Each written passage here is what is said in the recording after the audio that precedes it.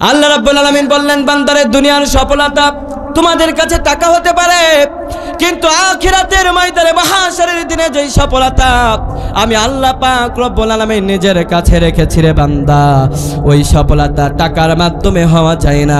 ঈমান থাকলেই পরে ওই মানুষগুলা সফল হতে পারে। আমাদের ভিতরে ঈমান আছে না? ঈমান থাকলেই পরে আপনি সফল। সুবহানাল্লাহ বলেন। বেলাল ইবনুল বারা রাদিয়াল্লাহু তাআলা আনহুর কথা বলতে হয়, খুব বেশি সম্পদের মালিক ছিলেন না। যদি টাকায় সফলতা হতো, বেলাল রাদিয়াল্লাহু তাআলা আনহু সফল মানুষ না, কিন্তু আল্লাহর কাছে, কোরআনের কাছে, ইসলামের কাছে বেলাল রাদিয়াল্লাহু তাআলা আনহু একজন সফল মানুষ। যিনি মেরাজে রাসূল সাল্লাল্লাহু আলাইহি ওয়াসাল্লাম জান্নাতে যখন আল্লাহর কাছে তিনি চলে গেলেন আল্লাহর সাথে সাক্ষাৎ করার জন্যে, আল্লাহর হাবিব জান্নাতে যাওয়ার পরে বেলালের পদধ্বনিটা জান্নাতের ভিতরে পেলেন। কি সম্মান, কি সফলতা দুনিয়াতে আল্লাহ তাআলা তাকে দান করেছেন।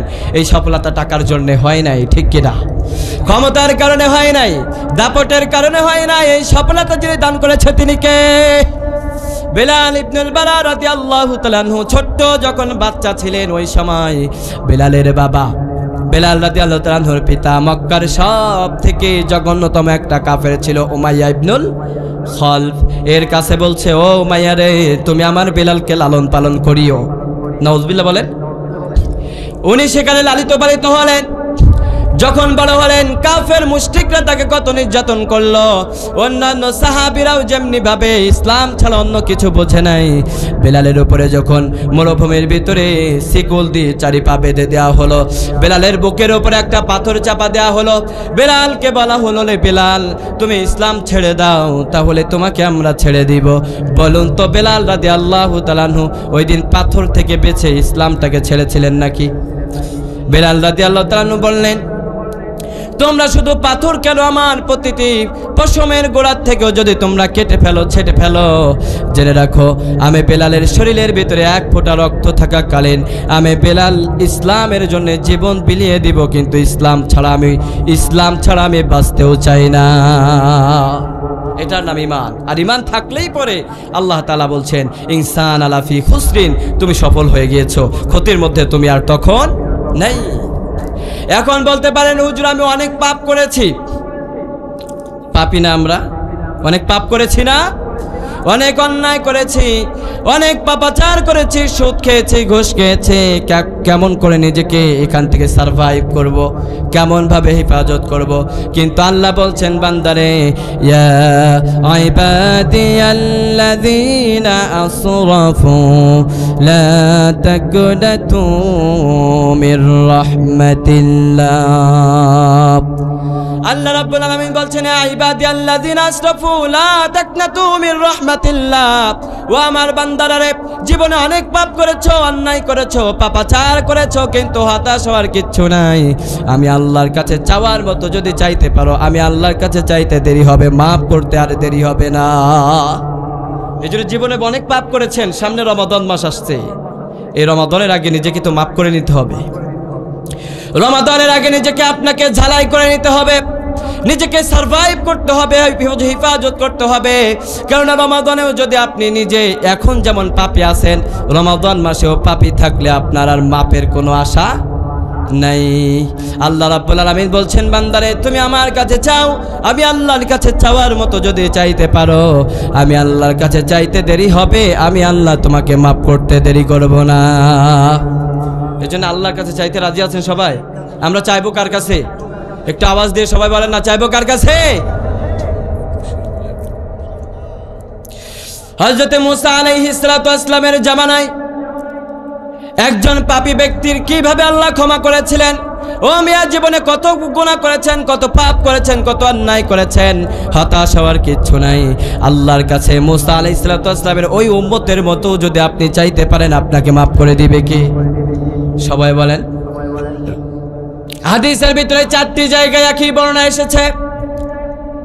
মুসা আলাইহিস সালাতু ওয়াস সালামের জামানায় একবার চারিদিকে কোথাও বৃষ্টি নাই, চারিদিকে শুধু খরা আর খরা, যেদিকেই তাকায় মাটিটা ফেটে চৌচির হয়ে গেছে। ওই অঞ্চলের মানুষগুলা পানিও পায় না, খেতেও পারে না, কেননা পানির সাথে সকলের যোগসূত্র করে দিয়েছে কে? পানি ছাড়া কি ফসল হয় নাকি? ধান হয়। যেই জমিতে আপনি ফসল রোপণ করছেন না কেন, পানি ছাড়া ফসল হতে পারে না। নবী মুসা আলাইহিস সালাতু ওয়াস সালামের জামানায় সব মানুষগুলা মুসা আলাইহিস সালাতু ওয়াস সালামের কাছে চলে আসলেন। ও মুসা রে, তুমি একমাত্র মানুষ যিনি উপরওয়ালার কাছে, আল্লাহর কাছে, তোমার রবের কাছে চাইলে তোমার রব তো আর ফিরাবে না রে মুসা, এজন্য তোমার কাছে আইলাম। আমরা বুঝেছি, জেনেওছি, অন্য কোথাও গিয়ে চাইলে তো আর বৃষ্টি পাওয়া যাবে না। মুসা রে, তুমি তোমার রবের কাছে একটু অ্যাপয়েন্টমেন্ট করো, একটু অ্যাপ্লিকেশন দাও, দরখাস্ত করো, তোমার রব যেন একটু বৃষ্টি প্রদান করে। চিল্লা বলেন আল্লাহু আকবার। বৃষ্টি দেওয়ার মালিক কে? আবার বৃষ্টি যিনি দেন না তিনি কে? সব সময় বৃষ্টি দেন কে? আবার সব সময় বৃষ্টিও দেন না যিনি তিনি কে? আল্লাহ রাব্বুল আলামিনের কাছে মুসা আলাইহিস সালাতু ওয়াস সালাম সকল কওমের মানুষের কথা শুনে বললেন, ঠিক আছে, অমুক দিন অমুক ময়দানে তোমরা সবাই চলে আসো, আমিও যাব, এবং ওখানে যে আল্লাহর কাছে চাওয়া হবে, ইস্তেখারার নামাজ পড়ে আল্লাহর কাছে চাইলে আল্লাহ বৃষ্টি দিতে দেরি করে না। আওয়াজ দিয়ে বলতে হবে ঠিক কি না? এই জন্য কিছু কিছু সময় গরমের সিজনগুলো আসলেও দেখবেন আমাদের মাতৃভূমিতে বৃষ্টি যখন না হয়, বিভিন্ন এলাকাতে যখন ইস্তেখারার নামাজ হয়, নামাজ শেষ করতে দেরি হয়, মাগার বৃষ্টি আসতে দেরি হয় না। আওয়াজ দিয়ে বলতে হবে ঠিক কি না? বৃষ্টি যিনি দেন তিনি কে? ওই মুসা আলাইহিস সালাতু ওয়াস সালামের জামানায় চারিদিকে যখন বৃষ্টি নাই, সব মানুষগুলা মুসা আলাইহিস সালাতু ওয়াস সালামের কাছে চলে আসলেন। ও মুসা রে, বৃষ্টি নাই, খাইতে পারি না, সন্তান বাঁচতে পারে না, স্ত্রীর পেটে ক্ষুধা, আমার পেটে ক্ষুধা, পানির তৃষ্ণা, যেখানেই যাই শুধু করার করা, কেমনে বাঁচবো? চারিদিকে রোদ আর তাপে আমাদের শরীর তো ঝলসে যায়। চিল্লায়া বলেন না আল্লাহু আকবার। বৃষ্টি দেওয়ার মালিক কে? এবার আল্লাহ রাব্বুল আলামিনের কাছে ইস্তেখারার নামাজ আদায় করে নবী মুসা আলাইহিস সালাতু ওয়াস সালাম আল্লাহর কাছে হাত তুলে বললেন, আল্লাহ রে, বৃষ্টি দাও, নাইলে জামানার মানুষগুলা বাঁচতে পারে না, কষ্ট হয় রে আল্লাহ। ও মাবুদ রে, বৃষ্টি যদি তুমি না দাও, আমার এই তল্লাটের মানুষগুলার জীবন বিচারণ করতে গেলে তারা ধুকে ধুকে মরবে, তাছাড়া পথ নাই। কেননা বৃষ্টি না থাকলে বাঁচা যায় না। এই জন্য পানির একটা নাম হচ্ছে জীবন, ঠিক কিনা? পানি ছাড়া বাঁচা যায় না। পানি যদি না পান, বুঝবেন রমজান মাস আসলে পানির কষ্টটা বোঝা যায় না। ও মিয়া, সারাদিন যখন তৃষ্ণার্ত থাকেন, সেহারির সময় বা ইফতারির সময় যখন চলে আসে, মনে হয় যদি একটা পুষ্কুনির পানি সব যদি দিয়ে দেওয়া হয়, ওটাকেও আপনি খেয়ে ফেলবেন, যদিও আপনার সক্ষমতা নাই। পানির তৃষ্ণা বড় তৃষ্ণা, পানি ছাড়া মানুষ বাঁচতে পারে না। এই জন্য পানির একটা নাম হচ্ছে জীবন। চিল্লা বলেন আল্লাহু আকবার। আর এই পানি নামক নিয়ামত দিয়ে আমাদেরকে ধন্য করেছে কে? নবী মুসা আলাইহিস সালাতু ওয়াস সালাম সবাইকে নিয়ে আল্লাহর কাছে যখন হাত উঠালেন, সবাই মুসা আলাইহিস সালাতু ওয়াস সালামের কাছে হাত উঠিয়ে বললেন, আল্লাহ, তুমি যদি বৃষ্টি না দাও, বাঁচার কোনো পথ নাই রে মাবুদ, সন্তানগুলা বাঁচতে পারবে না। ও আল্লাহ রে, বৃষ্টি দাও। নবী মুসা আলাইহিস সালাতু ওয়াস সালামকে ওই সময় আল্লাহ বললেন, ও জিবরিল রে, তুই কই?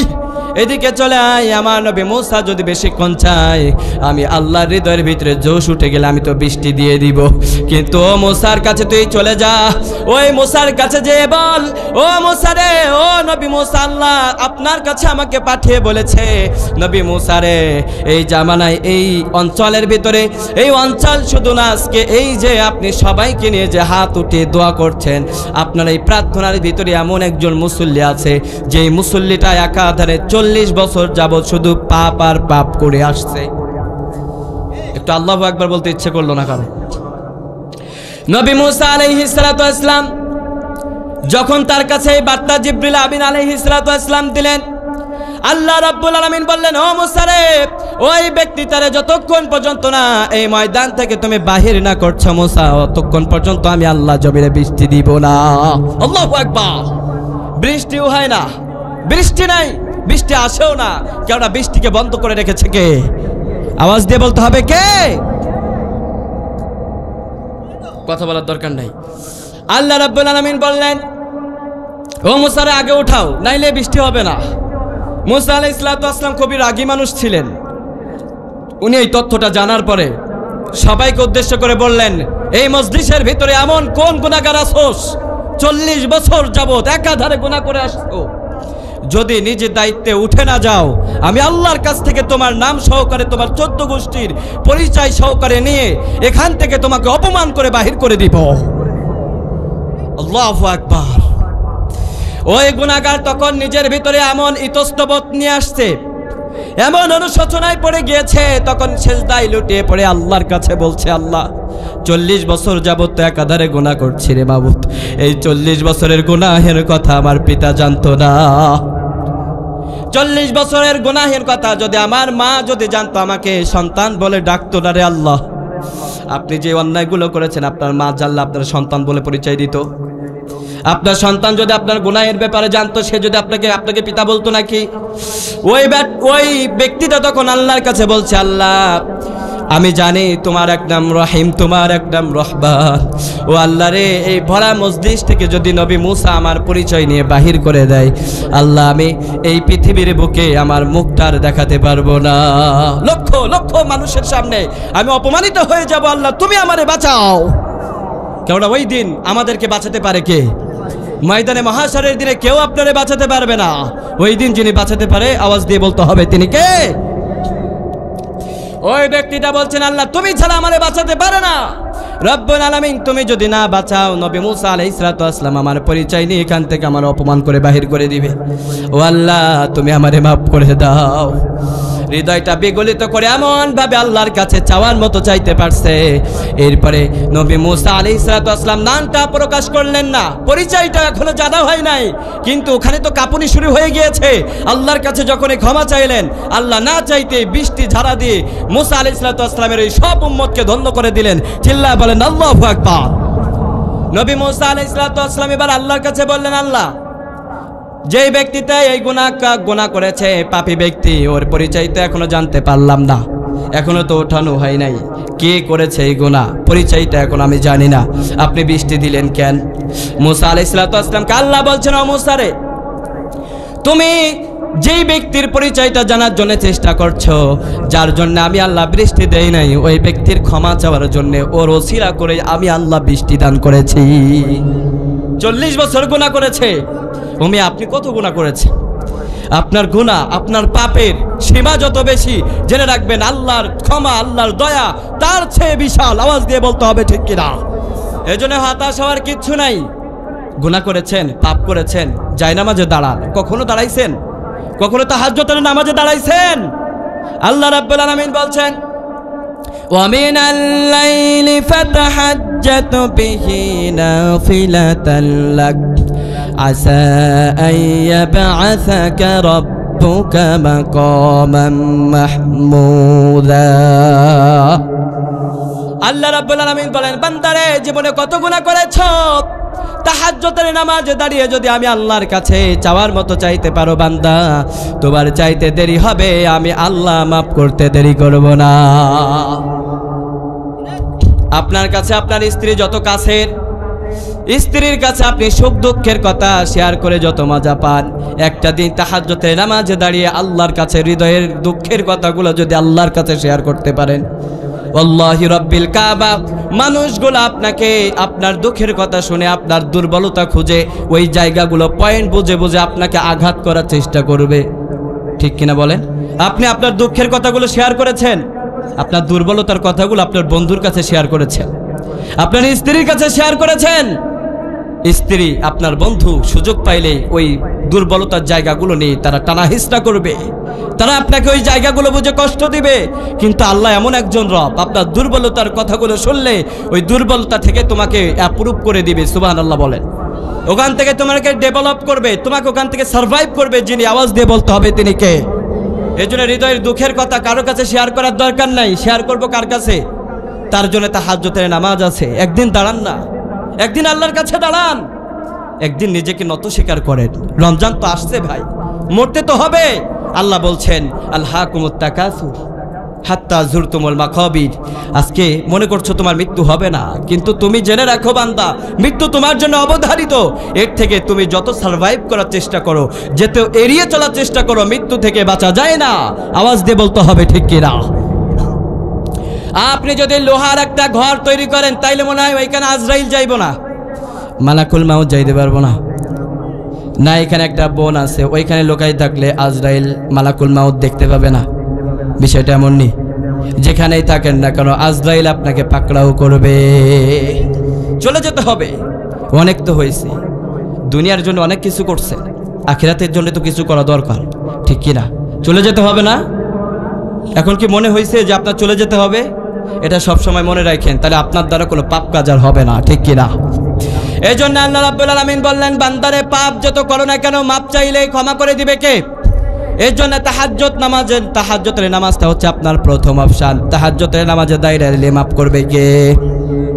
তাহাজ্জুদের যাই নামাজে মরণ দিও প্রভু আমায়, একামতে দিনের পথে কবুল করে নিও আবাই। তাহাজ্জুদের যাই নামাজে মরণ দিও প্রভু আমায়, একামতে দিনের পথে কবুল করে নিও আমায়। বলেন আমিন। এই জন্য তাহাজ্জুদের নামাজে দাঁড়িয়ে আল্লাহর কাছে শেয়ার করেন, মানুষের কাছে শেয়ার করার প্রয়োজন নাই। মানুষ আপনার দুঃখগুলো বুঝবে না, বরঞ্চ সুযোগ বুঝলে আপনারা আঘাত করবে, ঠিক কিনা? এই জন্য আমাদের কথাগুলা হৃদয়ের ভিতরে যা কথা আছে সবগুলা যার কাছে শেয়ার করব। ও মুসলমান জনতারা একটু আওয়াজ দিয়ে বলেন না তিনি কে? এই জন্য রাব্বুল আলামিন বলছেন, আল আসর, সময়ের কসম বান্দারে এখনো সময় আছে, এখনো সময় আছে, মাপ চা, আমি আল্লাহর কাছে ক্ষমা চা। আমি আল্লাহর কাছে ক্ষমা চাইতে দেরি হবে, মাফ করতে আমি আল্লাহ দেরি করব না। চিল্লা বলেন আল্লাহু আকবার। যেমন বনি ইসরাইলের একটা ঘটনা জানেন আপনারা? জানেন না অনেকেই? 100টা খুন করার পরেও তাকে মাফ করেছিল কে? এই স্টোরিগুলো বলা আমার উদ্দেশ্য নয়, আমি শুধু এর জন্য বলছি তাফসিরের ভিতরে যাওয়ার আগে যদি আমাদের আল্লাহ সম্পর্কে ধারণাটা ক্লিয়ার হয়ে যায়, তাহলে মাপ চাওয়াটা আমাদের জন্য সহজ হয়ে যাবে না? কথা বলেন না কেন? সহজ হয়ে যাবে না? আপনি কয়জনরে খুন করেছেন, কয়জনরে মেরেছেন? তবে আজকে আবার এই আলোচনাটা শুই না, যার ভিতরে যার জন্য রাগ আছে এইটারে খুন করে পরে যেন আল্লাহর কাছে মাপ চাইেন না। আপনি জেনেছেন আল্লাহ মাপ করতে পারে, বাট আজকে জানার পরে যাকে আপনি আঘাত করেছেন ওইটা আর ক্ষমা হতে পারে না, ঠিক কিনা বলেন? আপনি জেনেছেন একজনকে আঘাত করলে ওই আঘাত আল্লাহ মাপ করতে পারে না, কারণ পৃথিবীতে হক হচ্ছে দুইটা। আওয়াজ দিয়ে বলতে হবে কয়টা? আর এই দুইটা হক প্রতিষ্ঠা করার জন্য যুগে যুগে আল্লাহ লক্ষাধিক নবী রাসূল প্রেরণ করেছেন। এখন আপনি আপনার সাথে মিলান, আপনি কাকে কষ্ট দিয়েছেন? আপনি আপনার ছোট ভাইরে আঘাত করেছেন, তাকে একটা থাপ্পড় দিয়েছেন বিনা অপরাধে। আপনি আপনার সন্তানরে আঘাত করেছেন, সম্পদ থেকে বঞ্চিত করেছেন। একটারে বেশি দিয়েছেন আর একটারে কম দিয়েছেন। এমন পিতামাতা এখানে নাই? আছে নাকি? মেয়েরে দিছে না, মেয়ের একবারে দেয় না, অথচ পোলাডারে দিছে বেশি, এমন আছে না? আল্লাহ রাব্বুল আলামিন বলছেন, বান্দারে তুমি যে ছোটখাটো পাপগুলার করছো এগুলা জেনে রাখো, এগুলার বিচারও আমি আল্লাহ করব, ঠিক কিনা বলেন? এজন্য আজকে জানার পরে যে আল্লাহ কখনো মাফ করে না, পৃথিবীতে হক হচ্ছে দুইটা। এই দুইটা হক প্রতিষ্ঠা করার জন্যই সব নবীরা এসেছেন। এক নম্বর হচ্ছে আল্লাহর হক, এক নম্বরে কি? এজন্য সব নবীরা এসে বলেছেন আনি আবুদুল্লাহ, ঈমান আনতে হবে কার উপরে? সবাই বলেন, জোর হইল না, আরো জোরে। এক নম্বরে আল্লাহর প্রতি ঈমান আনতে হবে। দুই নম্বরে হকুল ইবাদ, এক হচ্ছে হকুল্লাহ আল্লাহর হক, দুই নম্বর হচ্ছে হকুল ইবাদ বান্দার হক। আপনি বান্দাকে কষ্ট দিয়েছেন, আপনি আপনার অধীনস্থ কোনো ব্যক্তিকে এমন কষ্ট দিয়েছেন যে দুঃখের কারণে সে আপনার সাথে কথাও বলে না, এমন অধীনস্থ ব্যক্তি অনেকের আছে না? কষ্ট দিয়েছেন তাকে, পিতামাতাকে কষ্ট দিয়েছেন। আল্লাহ রাব্বুল আলামিন বলছেন, বান্দারে যাকে কষ্ট দিয়েছো ওই বান্দা যতক্ষণ পর্যন্ত তোমাকে মাফ না করবে আমি আল্লাহর ক্ষমতাও নাও তোকে মাফ করা, ঠিক কিনা বলেন? যুবকরা অনেকে কষ্ট দেয় না, এক বন্ধু আরেক বন্ধুরে কষ্ট দেয় না? সুযোগ পাইলে শুধু চেষ্টা করে আরেকজনের অপমান করা। একজন একটু দুর্বল, দেখতে কালো, চোখ গোলা অন্যরকম, সে যে সৃষ্টি হয়েছে আল্লাহর, সে নিজেকে তো প্রাউডনেস মনে করে, ঠিক কিনা? সে নিজেকে নিয়ে গর্বিত না? আয়নার সামনে আপনি যখন নিজেকে প্রস্তুত করেন তখন আপনাকে মনে হয় পৃথিবীর শ্রেষ্ঠ সৌন্দর্য আল্লাহ আপনার ভিতরে ঢেলে দিয়েছে, ঠিক কিনা? ও মেয়ে, আপনি যেমন আয়নার সামনে দাঁড়ালে পৃথিবীর শ্রেষ্ঠ সুন্দর মানুষটা মনে হয় আপনার ভিতরে আল্লাহ গেঁথে দিয়েছে, যে ভাইটা অসুন্দর সেও যখন আয়নার সামনে দাঁড়ায় সে পৃথিবীর শ্রেষ্ঠ সুন্দর হিসেবে নিজেকে বিবেচিত করে। আপনি যখন তাকে কষ্ট দেন সে মনে কষ্ট পায়, যখন তাকে কালো বলে গালি দেন, যখন তাকে খাটো বলে গালি দেন, যখন তাকে চিকনা বলে গালি দেন, জেনে রাখেন ওই কষ্টটা আল্লাহর আরশকে কাঁপিয়ে দেয়, ঠিক কিনা? দুনিয়ায় সবাই আপনারা মাফ করতে পারে কিন্তু ওইটা আর আল্লাহ মাফ করবে না, ঠিক কিনা বলেন? আল্লাহ বললেন বান্দারে আমি এই গুনাহগুলো মাফ করতে পারবো না, কারণ তুমি আমার বান্দাকে কষ্ট দিয়েছো, তুমি হকগুল ইবাদ বান্দার হকটাকে নষ্ট করেছো। আমার বান্দা যতক্ষণ পর্যন্ত মাফ না করবে আমি আল্লাহরও ক্ষমতা নাই যে তোদেরকে মাফ করব। এই জন্য আল্লাহর যেটা বলেছেন এটাই ফাইনাল, ঠিক কিনা? এই জন্য মানুষকে কষ্ট দেওয়া যাবে? আজ থেকে আপনারা কষ্ট দিবেন? যেই কথা বলতেছিলাম, আপনি যত পাপ করেন না কেন আজকের থেকে তওবা করবেন। কবে থেকে? এটা জানার পরে আজকের থেকে আবার কন্টিনিউ গুনাহ করা যাবে না। আজকের থেকে আপনাকে সারভাইভ করতে হবে। বলেন ইনশাআল্লাহ। আপনাদের কি খারাপ লাগে? এবারে রব্বুল আলামিন বলছেন বান্দারে ক্ষতির কথা তো অনেক শুনলা, কারণ ক্ষতির ভিতরে আমরা থাকতে চাই না। এতক্ষণ তো আমরা ক্ষতির ভিতরে ছিলাম, ঠিক কিনা? ইন্নাল ইনসানা লাফি খুসরিন, সব মানুষ ক্ষতির মধ্যে। কিন্তু এখান থেকে সারভাইভ করার কথা তো আমি এখনো বলি নাই। কয়টা গুনাহবালি থাকলে সারভাইভ করা যায়, কয়টা গুনাহবালি থাকলে ক্ষতির থেকে বাঁচা যায়, এটা জানার দরকার আছে না? ও মিয়া, এখন আপনি যে কথা বসে আছেন সবাই এখানে, সবাই কিসের মধ্যে? ক্ষতির মধ্যে। কিন্তু ক্ষতির থেকে বাঁচা লাগবে না? আপনারা কি যেখানে লস আছে এখানে কি থাকেন? কতক্ষণ না কেন? আপনাদের যে শহর আছে এখন এখান থেকে প্রশাসন জানাইছে খবরদার এই এলাকার ভেতর থেকে কেউ শহরে যাবা না, কেননা ওইখানে ছিনতাই হচ্ছে। গেলেই তোমার ফোনটা কেড়ে নেবে, স্মার্টফোনটাও কেড়ে নেবে, তোমার কাছে যদি একটা সুতাও থাকে ওইটাও কেড়ে নিব। আছে না এমন? এটা আপনাকে জানাইছে। এখন জানানোর পরে এমনও মুসলমান এখানে আছে নাকি এটা জানার পরে একটা ল্যাপটপ নেবে, একটা আইফোন নেবে, আইপ্যাড নিয়ে এখান থেকে শহরে চলে যাবে? এমন বুদ্ধিমান মানুষ আছে নাকি? আল্লাহ রাব্বুল আলামিন বললেন বান্দারে তোমরা সব জায়গায় যেমন লাভ খুঁজো, আমি আল্লাহ ক্ষতির কথা আগে বললাম, কেননা ক্ষতির কথা না জানলে ব্যবসা করা যায় না, ঠিক কিনা? ক্ষতির করা না জেনে যদি আপনি ব্যবসা শুরু করে দেন এমন ক্ষতির ভিতরে পড়বেন আপনার নিজের কিডনিটাও বেচে ঋণ শোধ করতে হবে, ঠিক কিনা বলেন? আগে ক্ষতির সম্পর্কে জানতে হবে, আইডিয়া রাখতে হবে। I have no idea. আপনার যদি কোনো আইডিয়াই না থাকে, আপনি চলে গিয়েছেন বিমানের ব্যবসায়। এখন বিমানের ব্যবসা তো 1-2 টাকায় হয় না, এটা কোটি টাকার নিয়ে ব্যবসা করতে হয়। কয়েক কোটি টাকা দিয়ে একটা বিমান ক্রয় করেছেন, এখন আপনি পাইলট নিযুক্ত করতে পারেন নাই। যেই বেটা সেলুনের চাকরি করে এরে দিয়ে আপনি বিমান চালাইতেছেন, এখন যেমন তেমনে উঠছে উপরে, বিমানটা নিচেই নামে ওখানেই সব শেষ, ঠিক কিনা? এখন আপনারা আমও গেছে, সালাও গেছে, কারণ আপনি লোকসানের কথা জানতেন না। আর লোকসান থেকে কিভাবে সারভাইভ করতে হয় এই আইডিয়াও আপনার ভিতরে ছিল না। আওয়াজ দিয়ে বলেন ঠিক কিনা? আমরা আগে ক্ষতির কথা জানলাম, কিভাবে ধ্বংস হয়ে যায় মানুষ সেই কথাও জানলাম। মানুষ হিসেবে পরিচয় দেওয়ার পরে আল্লাহ বলছেন ইনসান আলাফি খুসরিন। তুই নিজেকে মানুষ বললে আমি আল্লাহ নিজের তরফ থেকে জানাইলাম তুই ক্ষতির মধ্যে। কথাটা কার? এখন আল্লাহর কথা সত্য না মিথ্যা? আমি বানাই বানাই বললাম নাকি? এবার আল্লাহ রাব্বুল আলামিন বলছেন বান্দারে তবে 4টা গুনাহবালি যাদের ভিতরে থাকবে, আওয়াজ দিয়ে বলতে হবে কয়টা?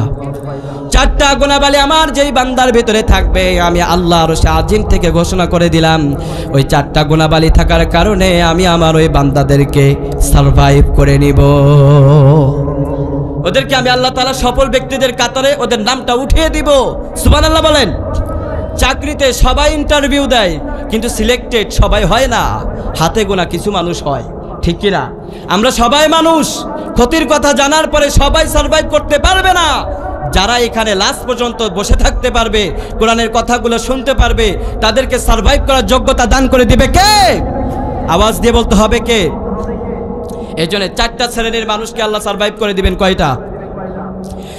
1 নম্বরে আল্লাহ রাব্বুল আলামিন বলছেন বান্দারে প্রথম যেই গুনাহবালি তোমাদেরকে সারভাইভ করার জন্য লাগবে, এর ভিতরে 1 নম্বর গুনাহবালি হচ্ছে ইল্লাল্লাযীনা আমানু। আল্লাহ রাব্বুল আলামিন বলছেন বান্দারে 1 নম্বর গুনাহবালি হচ্ছে ইল্লাল্লাযীনা আমানু। তারা ছাড়া ইল্লা, আল্লাহ ইল্লা দিয়ে বোঝাচ্ছেন, ক্ষতির কথা তো আগে জানলা, ইল্লা তবে এই ক্ষতির ভিতরে তারা নাই যাদের ভিতরে 1 নম্বরে ইল্লাল্লাযীনা আমানু, যাদের মধ্যে ঈমান আছে। সুবহানাল্লাহ বলেন। এখন আমাদের সবার ভিতরে ঈমান আছে না নাই? যাদের ভিতরে নাই তাদের কিছু বলার দরকার নাই, কারণ তাদের জন্য আজকের ওয়াজ, বাট আপনাদেরকে মানতে হবে, ঠিক কিনা? যাদের ভিতরে ঈমান আছে তারা একটু আওয়াজ দিয়ে বলেন না আমাদের ভিতরে ঈমান আছে না নাই? সবার ভিতরে আছে না? বলেন আলহামদুলিল্লাহ। ঈমানদারদের জন্য এবার কথাগুলো শোনাবে কে? আওয়াজ দিয়ে বলতে হবে, কেননা পূর্বে আমাদের ক্ষতির কথা বলেছে কে? তাহলে আল্লাহই তো বলবে কিভাবে সারভাইভ করতে হবে, ঠিক কিনা? একটু তার আগে জিকির করেন লা ইলাহা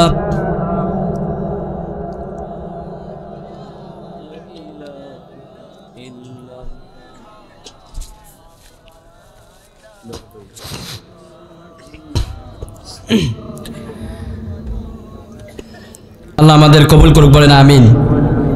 যেই কথা বলতেছিলাম, 1 নম্বর গুণাবলী হচ্ছে ইল্লাল্লাযিনা আমানু, যাদের ভিতরে ঈমান আছে। কি আছে? ঈমান খুবই দাবি সম্পদ, ঈমান খুবই মূল্যবান সম্পদ। যেমন সময় মানুষের কাছে মূল্যবান, ঈমানটাও মানুষের কাছে মূল্যবান। কেননা যেই শরীরের ভিতরে ঈমান নাই, ওই শরীরটা আল্লাহর কাছে কোনো মূল্য নাই, ঠিক কিনা? দুনিয়াতে 10টা বাড়ি থাকতে পারে, আল্লাহর কাছে কোনো মূল্য নাই, ঠিক কিনা? দুনিয়াতে আপনি নিকৃষ্ট থাকলেও আখিরাতে আপনার জন্য উৎকৃষ্টতার সম্পদ রেখে দিয়েছে কে? জন্য আখিরাতে আমরা সবাই চাই কি চাই না? সবাই বলেন আমরা চাই কি চাই না? এজন্য আল্লাহর হাবিব বলেছেন, যখনই সিজদায় চলে যাবে একটি দোয়া পড়বা, ওই দোয়াটা পড়লেই তোমাকে সারভাইভ করে দিবে কে? আল্লাহর হাবিব বলেছেন ওই দোয়াটা হচ্ছে আল্লাহুম্মা আতিনা ফিদ দুনিয়া হাসানা ওয়া ফিল আখিরাতি হাসানা ওয়া কিনা আযাবান নার। দোয়াটার অর্থটা কত চমৎকার! আল্লাহর হাবিব বলেছেন এই দোয়াটা 5 ওয়াক্ত নামাজেই পড়বা, পড়লেই তোমাকে সারভাইভ করে দিবে কে? ও মিয়া, পড়লেন এই দোয়াটার অর্থ যখন আপনি বুঝবেন, আপনার হৃদয়ের ভিতরে আরো শান্তি এনে দিবে কে? আল্লাহুম্মা, হে আল্লাহ। আমরা কত সুন্দর করে আল্লাহর কাছে চাইতাছি, মুনাজাতেও শুধু না, সিজদায় পড়ে গেলে বলবেন আল্লাহুম্মা। রাজি আছেন? সবাই বলবো, বলেন ইনশা। অর্থটা দেখেন কত চমৎকার! আমরা যখনই নামাজের মধ্যে চলে যাই আমরা বলি আল্লাহুম্মা, হে আল্লাহ, আতিনা ফিদ দুনিয়া হাসানা, ও আল্লাহ রে, দুনিয়ার সফলতা তুমি আমাদেরকে দান করো। দুনিয়ার যত সফলতা আছে তা তুমি আমাদেরকে দাও। দুনিয়ার সফলতা দিতে পারে কে?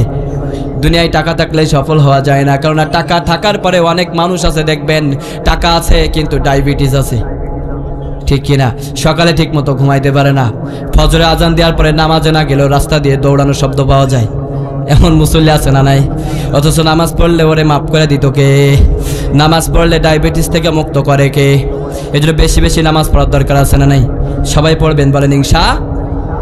আল্লাহর হাবিব বলেছেন যখন এই দোয়াটা পড়বা, আল্লাহুম্মা আতিনা ফিদ দুনিয়া হাসানা, ও আল্লাহ দুনিয়ার সফলতা দান করো, ওয়া ফিল আখিরাতি হাসানা, ও আল্লাহ রে, শুধু দুনিয়ার সফলতা না, কারণ দুনিয়ার সফলতাটা চিরস্থায়ী না, আখিরাতের সফলতাই হচ্ছে চিরস্থায়ী সফলতা, ঠিক কিনা? যেই মানুষটি দুনিয়াতে সফল, আখিরাতে কিচ্ছু নাই, ওর কোনো দাম আছে? আল্লাহ বলছেন ওইটার জন্য তোমরা দোয়া করবা, ওয়া ফিল আখিরাতি হাসানা, ও আল্লাহ রে, আখিরাতের সফলতাও দান করো। সুবহানাল্লাহ। আখিরাতের যা কল্যাণ তা তুমি আমাদের দান করো, আর আখিরাতের শ্রেষ্ঠ কল্যাণ হচ্ছে জান্নাত। জান্নাত যারা পেয়েছে তাদের দুনিয়াতেও চিন্তা নাই, আখিরাতেও ওয়া কিনা আযাবান নার। আর আল্লাহর হাবিব বলেছেন লাস্টে এটাও বলতে বাদ রাখবা না, ও আল্লাহ রে, জান্নাতেও যদি তুমি না দাও, ওয়া ফিনা আযাবান নার, কবরের আযাব আর জাহান্নামের আগুন থেকে তুমি আমাদেরকে হেফাজত করিও। বলেন আমিন। আমিন বললে কবুল করে নিবে কে? বলেন আমিন। আল্লাহ আমাদের সকলকে কবুল করুক। আরো একবার বলেন আমিন। তবে 1 নম্বর সারভাইভ করার গুণাবলী, 1 নম্বর কি? ঈমান। 1 নম্বরে কি মনে আছে তো? 1 নম্বরে ঈমান। আল্লাহ বলেন ইল্লাল্লাযিনা আমানু, যাদের ভিতরে ঈমান আছে, ঈমান থাকার কারণে আমি আল্লাহ তাদেরকে মুক্ত করে দেব। সুবহানাল্লাহ। এই জন্য বেশি বেশি ঈমানের কথা শুনতে হবে, বেশি বেশি। ঈমান যেখানে নাই সেখানে থাকা যাবে, আর ঈমান যেখানে নাই সেখানে থাকা যাবে না। ঈমান যেখানে আছে সেখানে আমাদেরকে থাকার দরকার আছে না নাই? মসজিদের ভিতরে ঈমান আছে না নাই? কোরআনের ভিতরে ঈমান আছে না নাই? কোরআন শুনলে ঈমানটা বাড়িয়ে দেয় কে? আরো আসতে বলেন। আল্লাহর হাবিব বলেছেন খবরদার ঈমান ছাড়া তোমরা মৃত্যুবরণ করো না, কারণ ঈমান হলো মূল্যবান। ঈমান হলো এক। ঈমান কি? এক। আপনি যদি শুধু 1 না দিয়ে শুধু 0 দেন, আগে পরে কোনো 1 নাই, 1-এর উল্টা সাইডে যদি 0 দেন, ওই 0-র কোনো মূল্য আছে নাকি? ঈমান হলো 1। আপনি আগে 1টা লিখেন, এর ডান সাইডে যত শূন্য দিবেন, যত 0 দিবেন, এটার মূল্য আছে না? 1টা শূন্য দিলেন হবে 10, 2টা শূন্য দিলেন 100, আরো 1টা বাড়াইলেন 1000, ঠিক কিনা? যত দিবেন তত বাড়বে। আল্লাহ বলেন আগে ঈমান আগে ঈমান আন। আর ঈমান শব্দের অর্থ হচ্ছে আত্মসমর্পণ করা। সুবহানাল্লাহ বলেন। আপনি যখনই বলেন আমানতু বিল্লাহ, ও আল্লাহ রে, আমরা তোমার প্রতি ঈমান আনলাম। আমরা যদি বাঁচতে চাই একজনের প্রতি ঈমান আনতে হবে, তিনি কে? আল্লাহর প্রতি ঈমান আনা ছাড়া বাঁচা যাবে না, বাঁচা যায় না। আপনি কার প্রতি ঈমান এনেছেন? নেতার প্রতি ঈমান এনেছেন? নেতা ভালো মানুষ, আমার নেতার চরিত্র ফুলের মতো পবিত্র, স্লোগান আছে না নাই? না যায় নেই কেন এটার প্রতি আপনি ঈমান আনলেন? এর চরিত্র ফুলের মতো পবিত্র না? সুদ খায়, সুদ খায় না? আবার অনেক নেতা আছে আলহামদুলিল্লাহ ভালো, আল্লাহ তাদের কবুল করুক, বলেন আমিন। আপনাদের এখানে অতিথি সাহেব আছে, উনিও ভালো মানুষ, আল্লাহ ওনাকেও কবুল করুক, বলেন আমিন। ভাইরা আমার, ইমান হলো এক। ইমানের ডানে যত শূন্য দিবেন, ইমানের পিছনে যত শূন্য দিবেন, একের পিছনে যত শূন্য দিবেন, এটার মূল্য যেমন বেশি হবে। ইমান আগে আপনি আনলেন, ইমান আনার পরে যত ভালো কাজ করবেন এই কাজগুলো আখিরাতেও জমা হবে। বাট আপনি যদি ইমান না এনে যতই ভালো কাজ করেন না কেন এই কাজগুলো আল্লাহর কাছে কবুল হবে না। আচ্ছা বলেন তো, একজন হিন্দু মানুষ আপনাদের মাহফিলে 1 লক্ষ টাকা দান করছে এক্সাম্পল, এখন ওই বেটার দান কি কবুল হইব? আখিরাতে ওর জন্য কোনো প্রাপ্তি কিছু আছে? আছে? যেই ব্যাটার ইমান নাই ওটারও এমন। আপনি নিজেকে মুসলিম বলে দাবি করলো, আপনার ভিতরে ইমান নাই। আপনি যদি 1 লক্ষ টাকা না, এই মাহফিলটাকে সব টাকা দিয়েও যদি আপনি যদি সাহায্য করেন যে মাহফিলে যা খরচ হবে সব আমি দিব, কিন্তু আপনার ভিতরে ইমান না থাকার কারণে আল্লাহ বললেন তোর ওই 1 টাকার 1 জাররা পরিমাণ মূল্য আমি আল্লাহর কাছে নাই।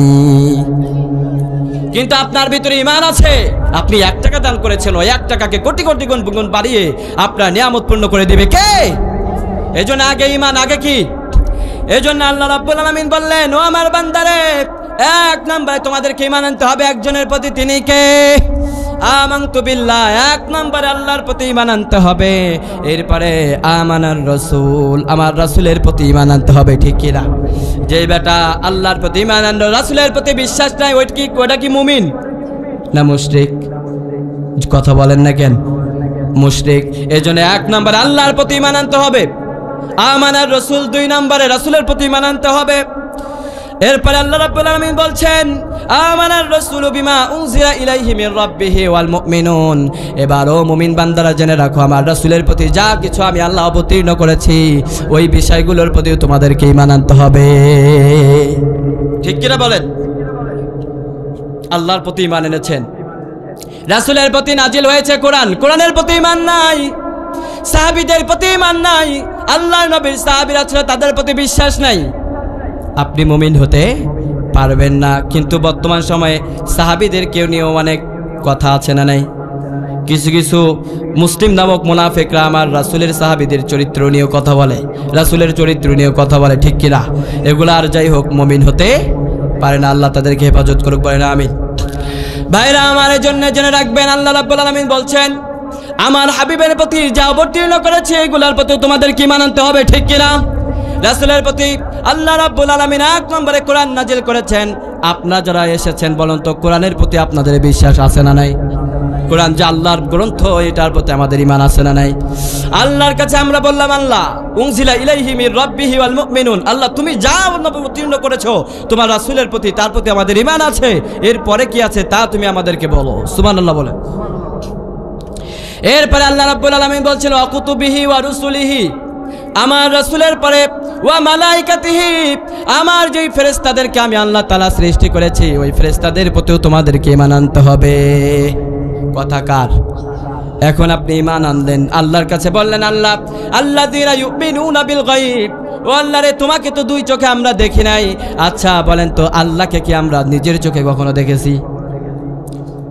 কথা বলেন না কেন? তবু নিয়ামত দিয়ে ভরপুর করে রেখেছে কে? নিঃশ্বাসে নিঃশ্বাসে নিয়ামত পাই আমি, বিশ্বাসে তাই আমি না দেখে তো ভাই মানি। আল্লাহু আকবার। নিঃশ্বাসে তাই আমি না দেখে তো ভাই মানি, সে মানা সামান্য কত ত্রুটিপূর্ণ, তোমার মিজানে মেপনায় আমায় প্রভু,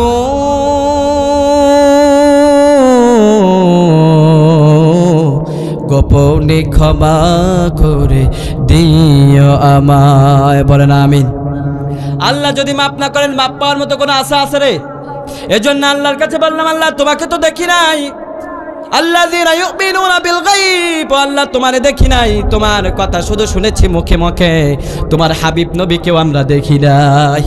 2 চোখে আল্লাহ রাসূলকে দেখেছেন? কেউ দেখেছেন? পিছনের ভাইরা দেখছেন মনে হয়, আমরা কেউ দেখছি নাকি? আমরা বললাম, আল্লাহ তোমার হাবিব নবীকেও দেখি নাই, কিন্তু রাসূলের প্রতি ভালোবাসা আমাদের ভিতরে কমতি রাসূলের প্রতি ভালোবাসা আমাদের ভিতরে কম না বেশি? কিন্তু এই রাসূলের বিরুদ্ধে যখন এই কেউ কথা বলে, বাংলাদেশের এমন মুসলমান আছে ওদের বিরুদ্ধে কিছু কথা বললেও বলে তুমি রাজনীতি করো কেন? ঠিক কিনা বলেন? অথচ আপনার জানা উচিত এটা হচ্ছে আমাদের ইমানের ক্ষেত্রের কথা, ঠিক কিনা? আমার রাসূলের বিরুদ্ধে যদি কেউ কলম তোলা তো দূরে থাক, আমার রাসূলের পশমের চরিত্রের ব্যাপারেও কেউ যদি কথা বলে, এই জমিনে তাদের বেঁচে থাকার কোনো অধিকার নাই। ঠিক কিনা বলেন? প্রয়োজনে আমরা মাথায় পাগড়ি বাঁধবো, প্রয়োজনে কাফনের কাপড় বাঁধবো, আমার নবীর উপরে যদি কেউ কালিমা রোপণ করে এই বাংলার জনপদ তাদের জন্য হারাম হয়ে যাবে। ঠিক কিনা বলেন? কারণ জমিন কার? রাসূল কার? জমিন আল্লাহ, রাসূল আল্লাহর। এই জমিনে বসবাস করে আল্লাহর পয়গম্বরের বিরুদ্ধে কথা বলার সাহস তোমাদের কে দিয়েছে? ঠিক কিনা বলেন? ওই কুলাঙ্গারগুলোর কালো হাতকে বাংলার মুসলমানদের ভেঙে দিতে হবে। ঠিক কিনা বলেন? যারা আল্লাহর সৃষ্টিকেও পরিবর্তন করতে চায় ওদের সাথেও আমাদের কোনো সম্পর্ক থাকতে পারে না। ঠিক কিনা বলেন? এরা আর যাই হোক, এরা মুসলিম হতে পারে না। আমার রাসূলের কথা বিরুদ্ধে কথা বললে তোমার সাথে আমার কোনো আপোষ নাই। তুমি আমার পিতার বিরুদ্ধে কথা বলো, আমি কিছু বলি না। আমার মায়ের বিরুদ্ধে কথা বলো, কিছু বলি না। আমার ফ্যামিলি নিয়ে প্রশ্ন উঠাও, আমি কিছু বলি না। কিন্তু জেনে রাখো আল্লাহি রাব্বিল কাবা, কাবার মালিকের কসম দিয়ে বলছি, আমার রাসূলের চরিত্র শুধু না, আমার রাসূল যেই পথ দিয়ে হেঁটেছে ওই পথের বিরুদ্ধে কথা বললে তোমার জন্য এই জমিনটাও হারাম হয়ে যাবে। ঠিক কিনা বলেন? প্রয়োজনে আমরা জীবন দিব, রক্ত দিব, আমার রাসূলের বিরুদ্ধে কথাকে মেনে নেওয়া যাবে না। প্রস্তুত আছো কারা কারা? হাত উঠে আল্লাহরে দেখাও।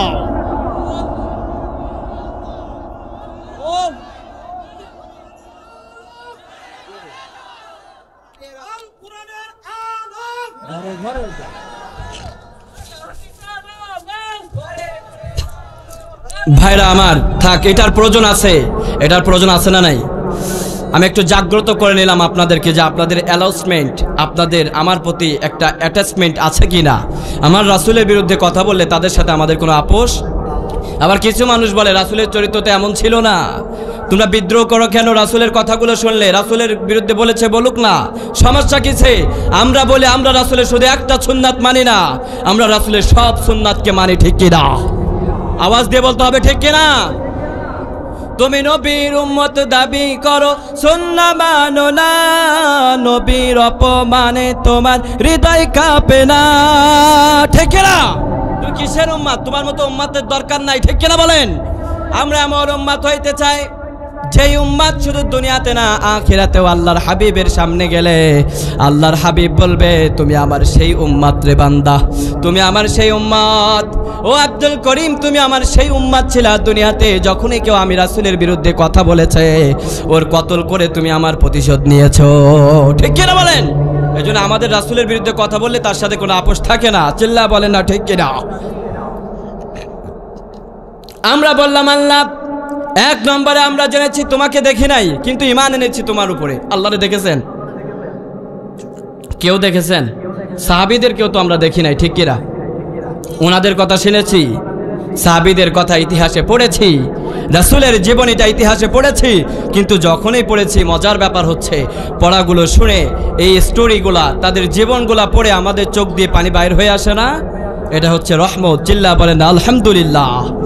কোরআন পড়লেই মজা দেয় কে? এর জন্য মক্কার ইমামরা যখন তেলাওয়াত করে দেখবেন, বাংলাদেশে আপনি ইউটিউবে সার্চ দিয়ে মক্কার ইমামদের তেলাওয়াত শুনছেন, কিন্তু ওদের যে হৃদয় বিগড়ালো যেই তেলাওয়াত, এটা শুনলে আমাদের চোখ দিয়ে পানি বাহির করে দেয় কে? কোরআনের ভিতরে মজা আছে না নাই? রহমত আছে না নাই? যত শুনবেন ঈমানকে বৃদ্ধি করে দিবে যিনি। আওয়াজ দিয়ে বলেন তিনি কে? এই জন্য রাব্বুল আলামিন বলছেন বান্দার ঈমান আছে কিনা। শুধু তোমরা মুখে বললো আমরা ঈমান আনলাম, এটার দ্বারা সফলতা হয়ে যায় না। আপনি শুধু বললেন যে আমি ঈমান এনেছি, আপনি সফল হয়ে গেছেন? আপনি সাকসেসফুল হয়ে গেছেন? ও মিয়া, শুধু মুখে ঈমানের দাবিদার করলে মুমিন হওয়া যায় না।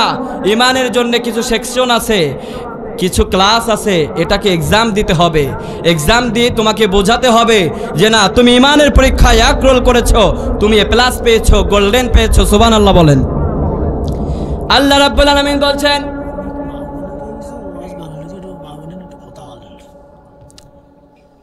সবার বিষয় বলা হবে ইনশাআল্লাহ। ঠিক কিনা? মা বোন কেন, কারোর জন্য আমাদের হৃদয়ের ভিতরে কোনো ফাঁকা নাই, সবার জন্য আমাদের হৃদয়ের ভিতরে ভালোবাসা। ঠিক কিনা? ভাইয়েরা, আলোচনা শুনতে কি খারাপ লাগে? চলবে? এখন শেষ করে দিই। অনেক রাত হয়েছে তো, আমারও তো ফিরতে হবে। সারা রাত আপনাদের এনার্জি দেখি, সারা রাত্রি সব জায়গায় সারা রাত থাকে তো, আল্লাহ কবুল করুক বলে না আমিন। সারা রাত থাকার দরকার নাই, আপনারা থাকেন, আমি এদিক দিয়ে চলে যাবো ইনশাআল্লাহ। এদিক দিয়ে তো পাঁচিল দেয়া, তাহলে টক্কানোর তো কোনো পথও নাই, যাইতে গেলে ওই দিক দিয়ে যেতে হবে মনে হয়। আচ্ছা, মা বোনেরা অনেকে এসেছে, আলহামদুলিল্লাহ বলেন। সবার জন্য কথা হবে, কিন্তু ইমানটা তো সবার জন্যে, ঠিক কিনা? ইমান শুধু মুখে আনলে বললে চলবে না, মা বোনদেরকেও ইমান আনতে হয়, আমাদেরকেও ইমান আনতে হয়। কিন্তু ইমান আনার পরেই যে কাজগুলো আছে, এগুলা না করলে ইমানের পথে টিকে থাকা যায় না। আওয়াজ দিয়ে বলতে হবে, ঠিক কিনা? আল্লাহ রাব্বুল আলামিন বলছেন, বান্দারে শুধু মুখে বললাম আমরা ইমান আনলাম, এই কথা বললেই তুমি জান্নাতি হয়ে যাবে না। ইমান আনার পরে কয়েকটা স্টেপ আছে, কয়েকটা ধাপ আছে, কয়েকটা ক্লাস আছে। এই ক্লাসে পর্যায়ক্রমে তোমাকে উত্তীর্ণ হতে হবে। উত্তীর্ণ হওয়ার মাধ্যমেই তুমি নিজেকে জাস্টিফাই করতে পারবা। এখন কি জাস্টিফাই করার দরকার না? এখন তো আমরা ইমান আনছি কার উপরে? আমানতু বিল্লাহ। আমরা ইমান আনছি কার উপরে? আল্লাহর উপরে ইমান আনছি না? এবার আল্লাহ রাব্বুল আলামিন বললেন, বান্দারে শুন, শুধু হাত উঁচু করে বললে আল্লাহ আমরা তো ইমান আনলাম। আল্লাহ রাব্বুল আলামিন বলছেন, বান্দারে শুধু ইমান মুখে বললেই চলবে না, এই ইমানের পরীক্ষা দেওয়ার জন্য কয়েকটা স্টেপ আমি আল্লাহ দিয়েছি। এই স্টেপগুলো তোমাদেরকে উত্তীর্ণ হতে হবে। এই পথে আছে কাটা, এই পথে আছে রক্ত, এই পথে আছে সংগ্রাম, কিন্তু এই সংগ্রামের পথ পেরিয়ে যারা এড়িয়ে যেতে পারবে, আমি আল্লাহ ঘোষণা করে দিলাম ওরাই দুনিয়াতে সফল হয়ে গেছে। ইমানের পথ কাটাই ভরা, ফুল বিছানো নয়, ঠিক কিনা? ইমানের পথ কাটাই ভরা, ফুল বিছানো নয়।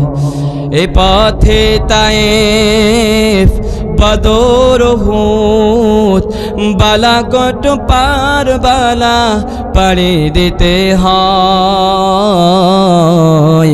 ইমানের পথ কাটাই ভরা, ফুল বিছানো নয়। পড়ে না আমি আল্লাহ, তুমি আমাদেরকে ইমানের যত স্টেপ আছে, যত পরীক্ষা আছে, রব্বুল আলামিন মা বোন যারাও শুনছে, আমরাও যারা শুনছি, আল্লাহ ইমানদার হয়ে কবরে যেন যেতে পারি, আল্লাহ তুমি তৌফিক দাও। কিন্তু পরীক্ষা কথাগুলো শোনার দরকার আছে না নাই? পরীক্ষা আপনি দিবেন, এখন প্রশ্ন আপনার হাতে আসে নাই, আপনি কি পরীক্ষা দিতে পারবেন? ওমিয়া কথা কন না কেন? কারণ আপনি দীর্ঘ একটা বছর ধরে 1000 পৃষ্ঠা নিয়ে 10টা বই পড়েছেন, যেটা 10,000 পৃষ্ঠা হয়, কিন্তু 10,000 পৃষ্ঠা তো আর লেখার ক্ষেত্রে প্রযোজ্য হতে পারে না, ঠিক কিনা বলেন? আল্লাহ রাব্বুল আলামিন বললেন, প্রশ্নগুলো এবার জানো তোমরা। 1 নম্বরে আমি আল্লাহ জানিয়ে দিলাম, সূরাতুল আনকাবুতের ভিতরে আল্লাহ রাব্বুল আলামিন আমাদেরকে বলছেন, আহাসিবান নাসু আইয়ুতরাকু আইয়াকুল, আল্লাহু আকবার, আহাসিবান নাসু আইয়ুতরাকু আইয়াকুলু আমান্না آمنا وهم لا يفتنون।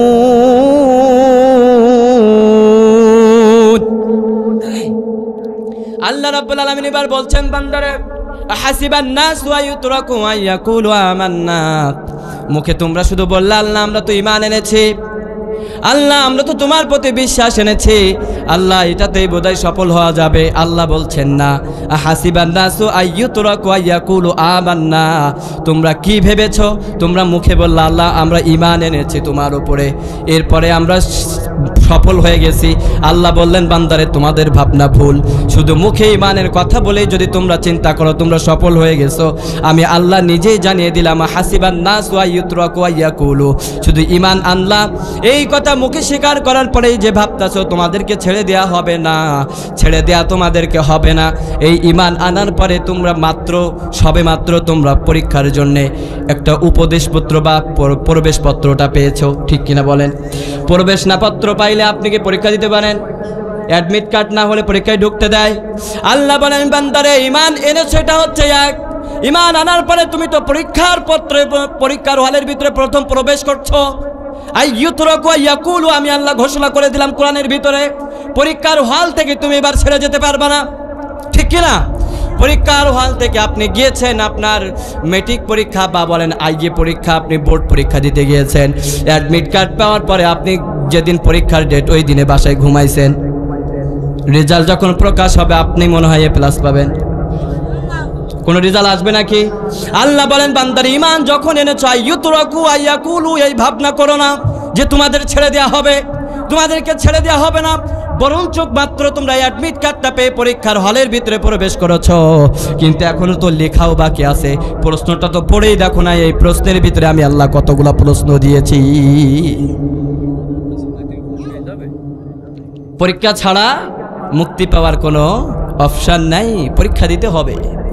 শুধু মুখে বললেন আপনি মুমিন মুমিন, এই মুমিনের কোনো মূল্য 1 পয়সা আল্লাহর কাছে নাই। কারণ আপনার মতো এই মুখে দাবি করা মুমিন তৎকালীন সময়ে আবু জাহেলও ছিল, আওয়াজ দিয়ে বলতে হবে ঠিক কিনা? আবু জাহেলের কাছে আল্লাহর হাবিবকে আল্লাহ বলছেন ইয়া রাসূলুল্লাহ, ওই শেষ জামানায় এই এলাকার কিছু মুসলমানদের ইমানের মতো কিছু মুসলমানও থাকবে, আবু জাহেলের মতো ইমান নেওয়ার পরেও তারা বলবে যে আমরাও মুমিন। কথাকার মনোযোগ আছে না গেছে? আল্লাহ তার হাবিবকে বলছেন, আল্লাহর হাবিবকে বলছেন এ হাবিব আল্লাহ, আপনি নিজে প্রশ্ন করে দেখেন, ওই আপনার কিছু কিছু উম্মতের মতো ইমানদার আবু জাহেলও আছে। আল্লাহু আকবার বলতে ইচ্ছে করলো না? আল্লাহর হাবিব সত্যি সত্যি প্রশ্ন করলেন, কেননা প্রশ্ন করার হুকুম দিয়েছে কে? এখন আপনার সাথে মিলান, আপনি মুমিন কিনা? আল্লাহ রাব্বুল আলামিন বলছেন ইয়া রাসূলুল্লাহ, আপনি আবু জাহেলের কাছে প্রশ্ন করেন, উতবার কাছে প্রশ্ন করেন, দেখেন তারা কি জবাব দেয়। কোরআনের ভিতরে আল্লাহ সেই কথাটা উল্লেখ করেছেন। আল্লাহ রাব্বুল আলামিন বলছেন ওয়ালা ইন সাআলতাহুম মান খালাকাস সামাওয়াত ওয়াল আরদা লা ইয়াকুলুন্না আল্লাহ। আল্লাহ রাব্বুল আলামিন বলছেন ইয়া রাসূলুল্লাহ, আপনি একবার আবু জাহেল উতবা সাহেবের কাছে প্রশ্ন করেন। ওয়ালা ইন সাআলতাহুম, সওয়াল দিয়ে, সওয়ালের অর্থ কি?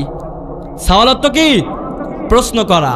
আল্লাহ বলছেন আপনি নিজে প্রশ্ন করেন। ওয়ালা ইন সাআলতাহুম, আল্লাহ ব্যতিক্রম কোনো এখানে শব্দই ব্যবহার করেন নাই, যারা বাঙালি যারা এরা যেন বুঝে, আপনারা যেন বুঝেন, এই জন্য আল্লাহ সওয়াল শব্দটাই দিয়ে আপনাদের জন্য সহজ করে দিয়েছে। চিল্লায়া বলেন আল্লাহু আকবার। কারণ বাংলাদেশে আজকে এই জাতির মুসলমানও বেশি, ঠিক কিনা? আল্লাহ বলছেন ইয়া রাসূলুল্লাহ, আপনি প্রশ্ন করেন, বলেন দেখেন যে বলো তো দেখে আসমান জমিন সৃষ্টি করেছে কে? ইয়া রাসূলুল্লাহ, যখনই আপনি এই প্রশ্নটা ওদের কাছে করবেন, দেখেন প্রশ্নের জবাবটা দেয় কি। আল্লাহর হাবিব যখনই প্রশ্ন করলেন, মক্কার বড় কাফেররা বলল লা ইয়াকুলুন্নাল্লাহ, নিশ্চয়ই এই সব কিছু তো আল্লাহ নিজেই সৃষ্টি করছে। ওরা তো বিশ্বাস ছিল, তার মানে ওই জাতির মুসলমানের সাথে আমাদের বর্তমান কিছু মুসলমানদেরও মিল আছে না নাই? কথা বলেন না কেন? এই মজলিসের ভিতরে অনেক মুসলমান আছে, এই তাফসীরটা শোনার পরে ওর হৃদয়ের ভিতরে আর হুজুরের প্রতি রাগও আসবে, ঠিক কিনা বলেন? কিন্তু কোরআন দিয়ে তো বলছি, কোরআন যদি আপনার বিপক্ষে চলে যায়, আল্লাহি রাব্বিল কাবা, আমার কিচ্ছু করার নাই। আমার কি মন গড়া কথা আপনাদের শোনাইতাছি? কথা বলেন না কেন? আমি মন করা আমার নিজের স্টোরিগুলা, আমার পিতার পরিচয়, আমার নিজের পরিচয় যদি আপনাদেরকে বলি, আপনারা শুনবেন? ভালো লাগবে? যে দূর ও কোন থেকে কোন হুজুরে লয়ে আইছে, শুধু নিজের গল্প করে, কিচ্ছু বলে না, ঠিক কিনা বলেন? আর চায়ের দোকানে তো কালকে এর থেকে বেশি অজ হবে। এলাকায় চায়ের দোকান আছে রে, আছে না? আল্লাহ ওনাদেরকে হেফাজত করুক, বলেন আমিন। এবার আল্লাহ রাব্বুল আলামিন বলছেন বান্দারে, অ্যাডমিট কার্ড পাওয়ার পরে আনন্দ করার মতো কিচ্ছু নাই, মাত্র তো তোমরা উত্তীর্ণ হয়েছো পরীক্ষার জন্যে। পরীক্ষায় যারা সফল হবে দুনিয়া আখিরাতে তারা সফল হয়ে গেছে। এখন কারা সফল হয়েছে জানার দরকার আছে না? একটু জিকির করেন লা ইলাহা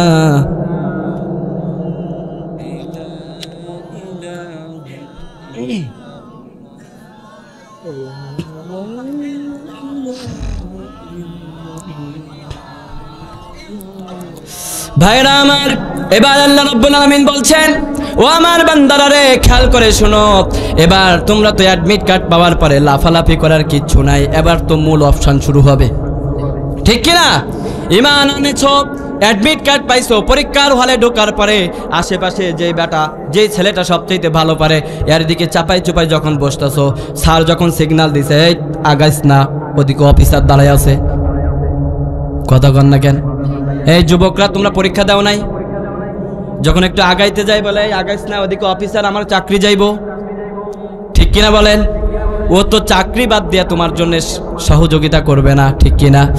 এবার আল্লাহ রাব্বুল আলামিন বলছেন এই পরীক্ষাটা তোমরা দেখা দেখের ভিতরে নাই, কিন্তু আমি আল্লাহ পাক রব্বুল আলামিন উত্তরটাও আমি আল্লাহ তাআলা দুনিয়াতে স্পষ্ট করে দিয়েছি, শুধু তোমাদের পরীক্ষা দিতে হবে। আল্লাহ যদি স্পষ্ট রাখতেন তাও তো আল্লাহর পরীক্ষা নিতে পারতেন, কিন্তু আল্লাহর নাম রহিম, আল্লাহর নাম রহমান, এই জন্য পরীক্ষার প্রশ্ন সহ উত্তরটাও আমাদেরকে জানিয়ে দিয়েছে। চিল্লায়া বলেন আল্লাহু আকবার।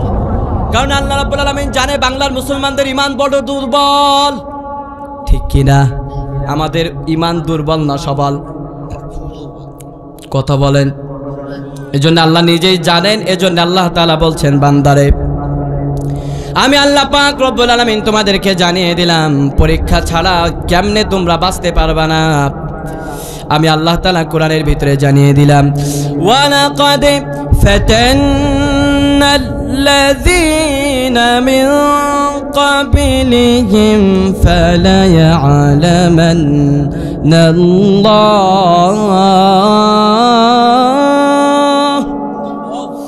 وَلَقَدْ فَتَنَّا الَّذِينَ مِنْ قَبْلِهِمْ فَلَيَعْلَمَنَّ اللَّهُ الَّذِينَ صَدَقُوا وَلَيَعْلَمَنَّ الْكَاذِبِينَ।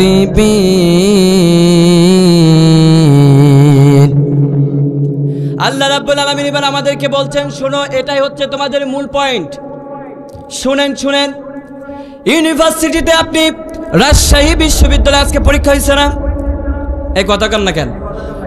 যুবকরা অনেকেই জানে আজকে রাজশাহী বিশ্ববিদ্যালয়ে অ্যাডমিশন পরীক্ষা হয়েছে। এখানে সবাই অনেক যুবকরা গেছে না? গত রাত্রে আমি ওখানে ছিলাম, আমি দেখেছি অনেক যুবকরা, অনেক মেয়েরা পর্যন্ত রেল লাইনের ভিতরে বই নিয়ে তারা প্রশ্নগুলা দেখতেছে, উত্তরগুলা দেখতেছে, কেমনে সার্ভাইভ করা যায়। 1000, 7000, 8000 ছেলে মেয়েদের ভিতরে কিভাবে নিজেকে যাচাই বাছাই করে ইউনিভার্সিটির একটা সিট পাওয়া যায়, ঠিক কিনা বলেন? আল্লাহ রাব্বুল আলামিন এই কথা কি আমাদেরকে জানাচ্ছেন বান্দারে রাজশাহী বিশ্ববিদ্যালয়ে আজকে তোমরা যখন পরীক্ষা দিতে যাও, ঢাকা ইউনিভার্সিটির পরীক্ষা আগে হয়ে গিয়েছে, অ্যাডমিশন পরীক্ষা, ঠিক কিনা বলেন? রাজশাহী বিশ্ববিদ্যালয়ের আগে হয় না এটা? ঢাকা ইউনিভার্সিটির পরীক্ষা যখন দিতে গিয়েছিলেন সিনিয়র ভাইদের কাছ থেকে অনেক অ্যাপ্লিকেশন, অনেক দরখাস্ত রাখেন, ভাই পরীক্ষাটা হয় কেমনে, বলেন না এগুলা? আরে যুবক যারা আছো তোমরা আমার দিকে তাকাও, ঢাকা বিশ্ববিদ্যালয়ে যখন অ্যাডমিশন পরীক্ষা দিতে যাবা এর আগে তোমাদের ওখানে সিনিয়র ভাই যারা ওদের কাছ থেকে শুনতে হয় না পরীক্ষাটা কেমন ভাবে দিতে হয়, কেমন ভাবে প্রশ্নটা আসে আমার কাছে, কেমন ভাবে গার্ড চলে ওখানে, তোমাকে জানতে হবে, ঠিক কিনা? এটা জানার জন্য আমরা অনেক আগ্রহী থাকি। যদি সম্ভব হয় 10,000 টাকা 2,000 টাকা কাউকে খুশি করাই হইলেও আমরা এই বিষয়ে একটা নলেজ নেই পরীক্ষা দেওয়ার আগে, ঠিক কিনা? কেন নেই? কেননা ওরা সার্ভাইভ করেছে, ওরা সফল হয়েছে, ওরা টিকতে পারছে, ঢাকা বিশ্ববিদ্যালয়ে সিটও পাইছে, ঠিক কিনা? এবার আল্লাহ রাব্বুল আলামিন বলছেন বান্দারে এই দুনিয়ার পরীক্ষাতে যে আমি আল্লাহ তাআলা তোমাদেরকে একটা পরীক্ষা নিব, এই পরীক্ষাটার ক্ষেত্রে সফল মানুষরা যেভাবে তারা পরীক্ষা দিয়ে সার্ভাইভ করতে পেরেছে ওদের জীবনটাও তোমাদেরকে জানতে হবে। ওদের জীবনী যদি না জানেন আপনি কি সার্ভাইভ করতে পারবেন? ইউনিভার্সিটির বড় ভাইরে তো আপনি পামটাম দিয়া ফুলায় একটা তথ্য নিতে পারলেন, ও মিয়া আখিরাতে যে অনন্ত অসীম কাল ধরে আসমানে নিচে জমিনের উপরে আল্লাহ যেইখানে জান্নাত রেখে দিয়েছে ওই অনন্ত অসীম কালে জান্নাতে থাকতে গেলে ওইখানে একটা আপনার পথ দরকার না, জানার দরকার আছে না? কারা সফল হয়েছে কারা বিফল হয়েছে জানতে হবে, আর এটা জানাবে কে? জোরে বলেন কে? আল্লাহ রাব্বুল আলামিন বলছেন কারা সফল হয়েছে। এবার শুনো, ওয়ালাকাদ ফাতান্নাল্লাযীনা মিন ক্বাবলিহিম, তোমাদের থেকে যারা গত হয়েছে, আমাদের থেকে কি হয়েছে? গত মানে কি? গত মানে কাল না, যেটা চলে গিয়েছে, যেটা চলে গেছে এটাকে কি বলে? অতীতকাল। এটাকে কি বলে? অতীতকাল বলে, পাস্ট। ইংরেজিতে কি বলে? পাস্ট বলে। যেটা চলে গেছে আল্লাহ তাআলা এবার বলছেন ওয়ালাকাদ ফাতান্নাল্লাযীনা মিন ক্বাবলিহিম, বান্দারে তোমাদের থেকে যারা গত হয়ে গেছে, এই গত হওয়ার ভিতরে এমনও কিছু মানুষ এই দুনিয়াতে ছিল। ওয়ালাকাদ ফাতান্নাল্লাযীনা মিন ক্বাবলিহিম ফালা ইয়ালামান্নাল্লাহুল্লাযীনা সাদাকু। আমরা বললাম আল্লাহ পরীক্ষার বিষয়টা তো আমরা শুনলাম, দুনিয়াতে পরীক্ষা হয় একমাত্র কারণে, সেটা হচ্ছে আমরা পরের ক্লাসে যেন ভালোভাবে পড়তে পারি, ঠিক কিনা বলেন? কিন্তু আল্লাহ তোমার পরীক্ষাটা কিসের জন্যে জানার দরকার আছে না? প্রশ্নটা আমরা করব কার কাছে? যেহেতু আল্লাহ আমাদের পরীক্ষা নেবে, ঠিক কিনা? কথা বুঝতে কি আপনাদের অসুবিধা হচ্ছে? আল্লাহ রাব্বুল আলামিন বলছেন ওয়ালাকাদ ফাতান্নাল্লাযীনা মিন ক্বাবলিহিম ফালা ইয়ালামান্নাল্লাহুল্লাযীনা সাদাকু। বান্দারে দুনিয়াতে অসংখ্য অগণিত মানুষ তোমাদের মতো টুপি দাড়ি পরে তোমাদের সাথে বসে, মসজিদের কমিটিও আছে, সভাপতিও টুপিও পরে, কিন্তু এই টুপি থাকলে পরে তারা ইমানদার হয়ে যায় না। টুপি থাকার সাথে ইমানের কোনো মিল নাই, কেননা আমি আল্লাহ জানিয়ে দিলাম ফালা ইয়ালামান্নাল্লাহুল্লাযীনা সাদাকু। টুপি দ্বারা যাচাই বাছাই করা যায় না কারা সত্য আর কারা বেটি, ঠিক কিনা বলেন? কার ভিতরে ঈমান আছে না কার ভিতরে ঈমান নাই এটা জানতে হলে তার ভিতরে যেতে হবে, ঠিক কিনা? আজকের ফিলিস্তিনি অসংখ্য মা বোনরা যে জীবন দিচ্ছে, বাংলাদেশে অনেক অনেক ফতোয়াধারী আলেম আছে যারা বলছে ওদের ভিতরে তো পর্দা নাই, ওরা মৃত্যুবরণ করলে কার কি যায় আসে? আরে বেটা, তোর ওদের ভিতরে যে ঈমান আছে, তুই দাড়ি টুপি থাকলেও পরে তোর ভিতরে ঈমান নাই, তুই তাকে একটা মুনাফিকের সন্তান, ঠিক কিনা? তোর বাপ যদি ভালো হয় তুইও মুনাফিক, তোর 14 গোষ্ঠী মুনাফিক, ঠিক কিনা? ফিলিস্তিনি মা বোনরা ওরা ঈমানের সাথে লড়াই করে ওরা নিজেকে সারভাইভ করার চেষ্টা করছে বেটা, আর তুই সেখানে যে ফিলিস্তিনের বিপক্ষে ফতোয়া দেস, এই সাহস তোরে কে দিছে? এই সাহস তোরে কে দিছে? ওদের ভিতরে আজকে ওরা নামাজ পড়তেছে, তোমার থেকে হাজারো গুণ ঈমান তাদের ভিতরে আছে, ঠিক কিনা বলো? ওদের দাড়ি টুপির প্রয়োজন নাই। ও মিয়া, এটা তো লেবাস। দাড়ি টুপি তো আবু জাহেলেরও ছিল তৎকালীন সময়ের। এই যে ইউসুফ জোলাখার একটা থাকবে, দেখেন এই যে কি বলো ওটা, সিরিয়াল আছে না, 100 পর্ব 200 পর্ব 101 পর্ব, দেখবেন এই প্রাচীন যুগের সব মানুষরাই দাড়িও রাখতো, টুপিও রাখতো, মাথায় পাগড়িও ছিল। তাহলে আপনি যদি দাড়ি টুপি দেখে যদি মনে করেন এটা ফেরেশতা, তাহলে বুঝবেন আপনি ভেজালে পড়ছেন, ঠিক কিনা? আপনারা এই যে উল্টা পাল্টা ইংলিশ বইলা আমারও বিপদে ফেলাইবেন, নিজেরাও বিপদে পড়বেন। এই আপনারা কি আলোচনা শুনবেন না আমি শেষ করে দিই? অনেক সময় হয়ে গেছে গা আপনাদের। এই যে দেখেন বেশি রাত হয়েছে বলে এরা ভুলভাল বকে। এখন আরো একটু বাড়াইলে কাল সকালে এদের খুঁজেই পাওয়া যাবে না।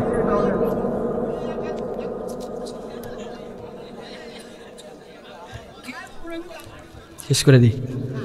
আচ্ছা ভাইজানরা, অনেক দেরি হয়েছে। আবার যদি না, আমি আলহামদুলিল্লাহ আলোচনা একটা ইচ্ছেদ লেভেলে ছিলাম, আলোচনা করতাম, এখনো চাইলে করা যাবে, কিন্তু উনি যেহেতু ভুল কইছে আমার বলার মতো কোনো শব্দ নাই। এখন আপনারা যখন মাহফিল শেষে ওনারা কিলাইয়েন না যে না তোমার জন্য এই ঝামেলাটা হয়েছে, তুমি এখন দেখো কি করবা। বুঝছি রে ভাই, বুঝছি, আমি মজা করলাম আপনাদের সাথে। আপনারা কি কষ্ট পাইছেন? কোরআন শুনলে মজা না? এতক্ষণ যে কথাগুলো শুনলেন মনে হয়েছে নাকি 2 ঘন্টা চলে গেছে, অথচ 2 ঘন্টা পাস্ট হয়ে গেছে গা। 2 ঘন্টা হয়ে গেছে না আলোচনা চলতেছে, তাহলে আর দরকার নাই, অনেক হয়েছে। আরে আজকে তো রাজশাহী বিশ্ববিদ্যালয়ে পরীক্ষা দিয়ে অনেক যুবকরা রাত্রে ঘুমায় নাই, ওরা তো ঘুমাবে নাকি? না ঘুমাবে না। আপনি না ঘুমান, আপনি এখানে বসে থাকেন সারা রাত। ওই যে যুবকটারা একটারে ধরে এখানে রাখেন, ওদের ভিতরে শুধু এনার্জি, ওদের কাছ থেকে ওয়াজ শুনেন। বয়ান শেষ, আলহামদুলিল্লাহ, যা হয়েছে আলহামদুলিল্লাহ। জি জি, তাও নাই, হায় হায় হায়। আচ্ছা ভাই, আচ্ছা যারাই দিছেন বা দেন নাই আলহামদুলিল্লাহ, কিন্তু আলোচনা অনেক সময় হয়েছে, কি বলেন? আবার যদি আপনাদের এই জনপদে আমার দেখা হয় ইনশাল্লাহ আলোচনা করব, বলেন ইনশা। আপনাকে আলোচনা শুনে কষ্ট পাইছেন? যা শুনছেন আলহামদুলিল্লাহ বলেন। এইটুকুই যদি মানেন ভাইরা আমার, ইমানের আনার কথা শুনলেন, ইমান থেকে সারভাইভ করার কথা শুনলেন, কারা এটা থেকে সফল হয়েছে তাদের বিষয়টাও শুনলেন। আমার মনে হয় না এর থেকে বেশি কিছু প্রয়োজন আছে, কি বলেন আপনারা? তবে আমি সারমর্মটা বলে যাচ্ছি। আয়াত অনুযায়ী 4টা গুণাবলী বলছিলাম। ইল্লাল্লাযীনা আমানু, 1 নম্বর হচ্ছে যারা ঈমান এনেছিল কার উপরে? ওয়া আমিলুস সলিহাত, ঈমান আনার পরে বসে থাকা যাবে না, আমলে সলেহ করতে হবে, সৎ কাজ করতে হবে, ভালো কাজ করতে হবে। এলাকার ভিতরে যার বিয়ে হয় না এর বিয়ে দিয়ে দিবেন, রাজি আছেন? যুবকদের যাদের বিয়ে হয় না ওদের বিয়ের প্রয়োজন তো, ওদের বিয়ে দিয়ে দিন, কর্তব্য না? আপনার পোলাপাইন নাই? আছে রে, হ্যাঁ পোলাপাইন আছে। বুড়া বয়সে অনেকে বিয়ে করতে চায়, এদেরও বিয়ে দিয়ে দিবেন। আমাদের এই যে পানপুরি রহমতুল্লাহ আলাইহি আছে, হ্যারও বিয়ে দেওয়া দরকার, হ্যারও একটা মেয়ে দেখে আপনারা বিয়ে দিয়ে দিন। আপনাদের এলাকার সন্তান, এত সাতক্ষীরার ভিতরের মানুষ, আপনাদের সাতক্ষীরার ভিতরে যদি বিয়ে না হয় তাহলে এটা আমারও দুধনাম হয়, কারণ আমিও সাতক্ষীরার মানুষ। কথা কন না কেন? আমার গ্রামের বাসা সাতক্ষীরা, আমি থাকি ঢাকাতে, কিন্তু আমার এই অঞ্চলে যদি বিয়ে না হয়, এটা যদি এই যে মিডিয়ার ভাই উনি যে ভিডিও করতেছে এটা যদি কালকে ইউটিউবে যায় তাহলে কিন্তু সাতক্ষীরাবাসীর খবর আছে।